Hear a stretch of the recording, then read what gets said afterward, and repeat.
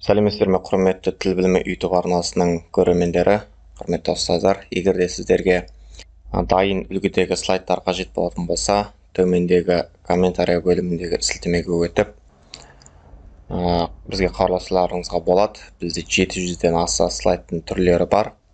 Осы слайд үлгілерін алып, өздеріңіздің дайын мәтіндеріңізді қойып, неше түрлі слайдтарды жасай аласыздар. Өте қолайлы, аңғайлы болады. Арнайы телеграм каналға сіздерді қосып жіберетін боламын. Бағасы да жалпы арзан, өте келісімді бағада болады. Енді біз қазір қазақ тілінен ережелерді өтетін боламыз. Соған назар аударыңыздар. Бүгін біз сіздермен септік жалғаулар туралы өтетін боламыз. Жалпы қазақ тілінде септік жалғаулар 7 түрге бөлінеді. Олар атау септік, ілік септік, барыс септік, табыс септік, жас септік, шығыс септік және көмектес септік болып. Септік жалғаулардың септік аты, сұрақтары, жалғаулары және мысалдарымен танысып білісетін боламыз. Септік жалғау атау септігінде кім, не деген сұрақтарға жауап береді. Және мысалы бала, мектеп. Ілік септігінде кімнің, ненің, ның, ның, дің, дің, тың, тің деген жалғаулар арқылы жасалады. Және баланың, мектептің, баласының, мектебінің деген сияқты. Барыс септігінде кімге, неге, қайда. Яғни барыс деп өзі атап тұрғандай, кімге барасың, неге барасың, қайда барасың деген сияқты айтылады. Яғни жалғаулары ға, ге, қа, ке, на, не және үшінші жақтағы тәуелдік жалғаудан соң жасалынады. А, е бірінші жақ тәуелдік жалғаудан соң жасалады.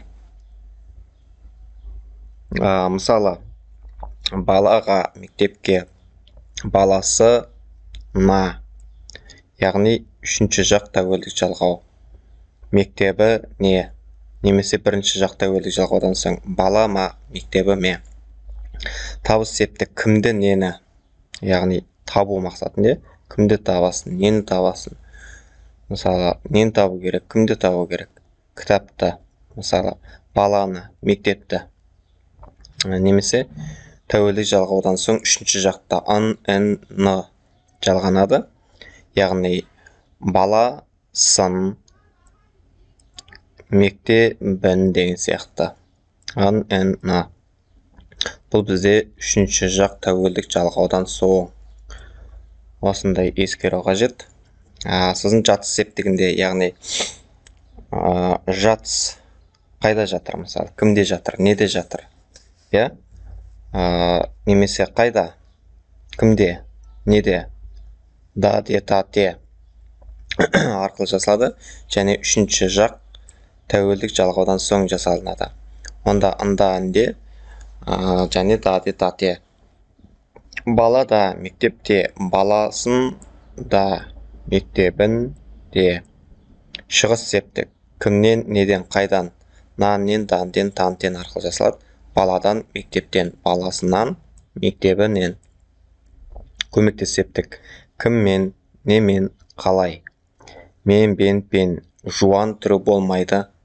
Баламен, мектеппен, баласымен, мектебімен деген сияқты жасалынады. Осымен бүгінгі біздің септік жалғау атты сабағымыз аяқталды. Келесі сабақтарда кездескенше каналға жазылуды ұмытпаңыздар.